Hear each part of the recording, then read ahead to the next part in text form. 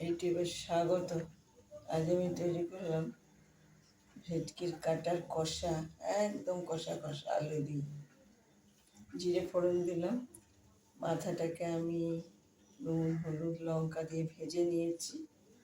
তারপরে আমি আলু ভেজে জিরে ফোড়ন দিলাম, আলু ভেজে তারপর জিরে ধনে লঙ্কা হলুদ আদা সমস্ত মশলা কষিয়ে তারপরে হালকা ঝোল দিয়েছি, দিয়ে একদম ঢেকে দিয়েছি দম বন্ধ করে।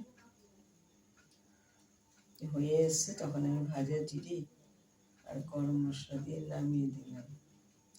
আর করলাম বাঁধাকপির ঘন্ট, এই ভেটকির কাটা দিয়ে। ওই একসাথে মাথাটা ভেজে নিয়েছি।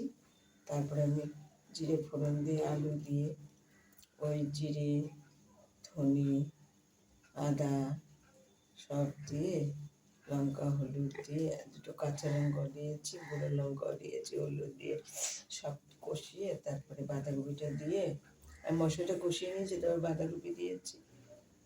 দিয়ে এবার যখন হয়ে এসে নুন দিয়েছি, মিষ্টি দিয়েছি। তারপরে আমি নামাবার আগে একটু ভাজা জিরে আর গরম মশলা দিলাম। এর মধ্যে একটু বেশি মশলা টশলা না হলে ভালো লাগে না।